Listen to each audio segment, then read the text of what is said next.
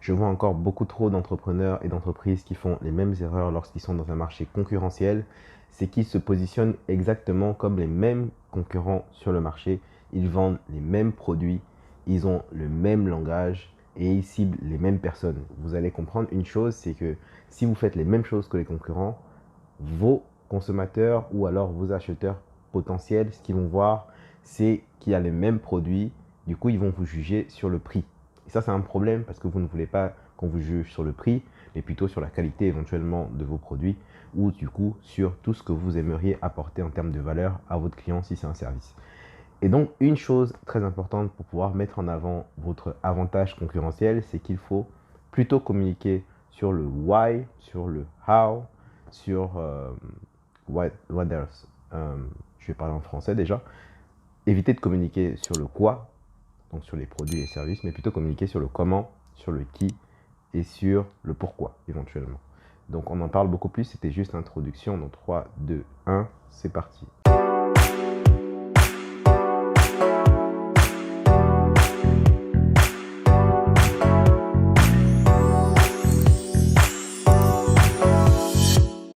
Alors c'est quoi cette histoire du quoi, du pourquoi, du comment, du qui? Et pourquoi c'est important lorsque vous êtes dans votre business? Partons du principe que tous les business dans lesquels vous vous lancez aujourd'hui sont des business potentiellement concurrentiels, hein. On va pas dessiner une mind map où on va essayer de voir qui sont vos concurrents et tout. Mais même si vous ne connaissez pas vos concurrents, peut-être qu'ils existent et qu'ils font la même chose que vous. Donc, admettons, vous avez un système concurrentiel. Quel est votre avantage compétitif? Comment est-ce que vous arrivez à vous différencier sur le marché? Pour pouvoir se différencier sur le marché, il y a plusieurs techniques. Et l'une d'entre elles, c'est tout simplement le fait de communiquer non plus seulement sur le quoi. Donc c'est quand même important de communiquer sur le quoi, évidemment. Il faut communiquer sur votre produit et votre service, ça c'est indéniable. Surtout lors du lancement d'une nouvelle offre, d'un nouveau projet, d'un nouveau service, je sais pas moi, d'un nouveau téléphone que vous sortez, une nouvelle collection de vêtements. C'est important de communiquer sur le quoi. Donc ça c'est une chose, mais c'est une erreur de ne communiquer que sur le quoi parce que tout le monde le fait. Et quelque part dans l'esprit de votre consommateur, vous n'êtes pas différent des autres. Bien sûr, si vous avez une com à 100 000 euros et que votre concurrent a une com à 100 euros, oui, ça va se ressentir sur le long terme. Mais il y a une chose que votre concurrent peut faire, ou du moins que vous pouvez faire pour vous différencier de votre concurrent, c'est de lui insuffler votre personnalité. Et voilà, c'est un peu bizarre dit comme ça, mais vous allez comprendre tout de suite. Si vous êtes familier avec les notions de personal branding, ça va vous parler tout de suite. Pourquoi c'est important aujourd'hui d'avoir cette notion de personal branding dans n'importe quel business dans lequel vous êtes? C'est parce que tout simplement, que vous soyez d'ailleurs dans le domaine secteur B2B ou B2C, donc business to business c'est entreprise vers entreprise et business to consumer c'est entreprise vers particulier, vous comprenez déjà les termes, hein. Quel que soit le secteur, vous avez potentiellement en face de vous des humains. Et l'avantage en fait, plutôt que de faire uniquement du company branding, le company branding c'est quoi? C'est lorsqu'une marque, par exemple, on va prendre l'exemple des réseaux sociaux, c'est la meilleure image que je peux vous donner, c'est lorsque sur Twitter, la plupart du temps c'est sur Twitter où ça arrive beaucoup, une marque va se clasher par exemple avec des commentaires d'internautes qui sont un peu, euh, voilà, du type clash. Ils vont commencer à se clasher et la marque va répondre. Donc derrière la marque en général, c'est un métier qu'on appelle community manager qui va gérer donc les interactions avec du coup les abonnés, donc de la communauté, pour essayer de faire un peu son travail, c'est-à-dire animer la communauté. L'exemple que je veux vous prendre, c'est que concrètement, ça c'est une stratégie de compagnie branding parce que derrière, c'est un community manager, mais on ne connaît pas son identité. Donc potentiellement, l'intérêt c'est de pouvoir garder une certaine transparence dans l'entité même de la marque, tout en essayant de paraître un peu accessible au niveau de la communauté. Donc ça, c'est une stratégie. C'est une chose de pouvoir communiquer de la sorte, mais ça nécessite un budget. Parce que, en fait, le souci avec ça, je vous l'ai dit, c'est un métier, community manager, c'est qu'il faut être très régulier, il faut être très présent, et il faut investir un minimum pour pouvoir vraiment interagir avec un maximum de personnes. Donc, je pense que le fait de faire du company branding, donc c'est-à-dire de ne pas s'afficher en tant que personne sur les réseaux sociaux, ça peut marcher, mais ça demande beaucoup plus de travail pour pouvoir instaurer une certaine personnalité au niveau de son business. Or, le fait de communiquer en tant que personne, donc là on est sur le qui, hein, en tant que personne, de montrer qui vous êtes et montrer aussi le comment, donc le comment vous faites ce que vous faites, ça permet en fait une certaine transparence et ça communique beaucoup mieux autour de votre business et autour de la confiance que vous pouvez créer avec vos différents potentiels clients. Et je pense que c'est vraiment un avantage aujourd'hui si vous n'avez pas beaucoup de budget lorsque vous démarrez et vous êtes entrepreneur. C'est un avantage de commencer par faire du personal branding.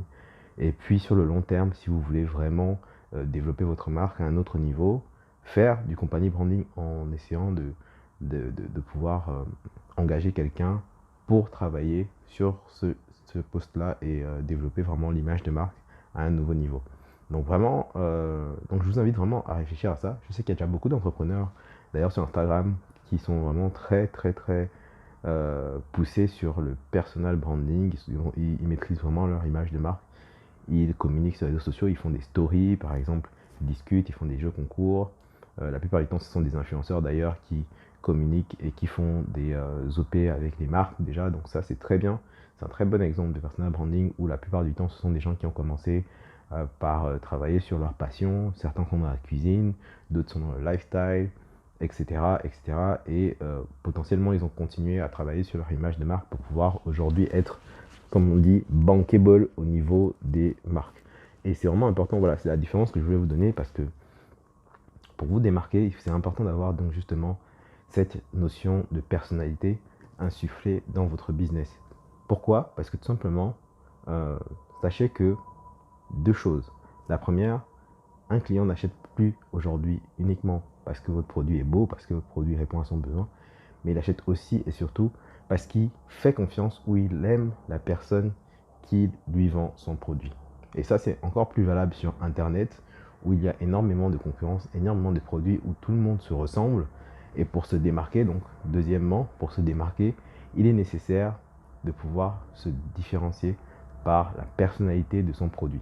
Et pour personnifier son produit, il n'y a rien de mieux que de prendre à bras le corps en fait son business et de se dire bah, écoutez, moi je m'appelle Lionel, je viens de lancer mon business de vente de gâteaux bananes. Je sais qu'il n'y a pas beaucoup de personnes qui le font en France, du moins ceux qui le font, c'est peut-être à Château-Rouge ou à Barbès. Et moi j'aimerais vraiment développer ce système de livraison dans toute l'île de France pour pouvoir vous livrer vos gâteaux très chaud. Donc je le fais tous les samedis ou tous les vendredis soirs à partir de 18h, entre 18h et 20h.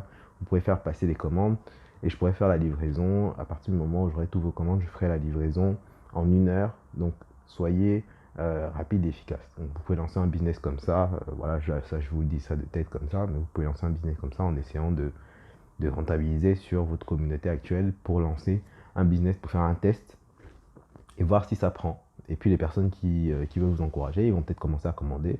Et puis quand ils vont voir que vous êtes fort dans ce que vous faites et que vos gâteaux sont super bons, en fait, ils vont continuer à commander. Potentiellement, c'est comme ça que beaucoup de business se sont lancés.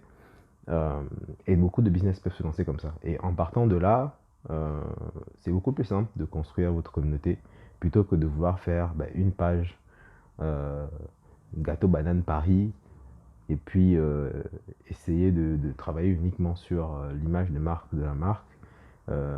D'ailleurs, dans ce cas de figure, il faudra que vous essayez d'investir dans la publicité pour pouvoir faire parler de votre produit, mais ça vous demandera aussi de vérifier en amont que le business est vraiment rentable et vraiment viable. Donc si vous n'avez pas fait de pré-test ou si vous n'avez pas déjà dans votre réseau des personnes qui ont commandé, vous ne savez même pas si ce que vous faites est bon, et donc potentiellement vous aurez des soucis lorsque vous enverrez les colis et que les gens diront ouais bon c'est pas ouf et au final ils vous recommanderont plus chez vous.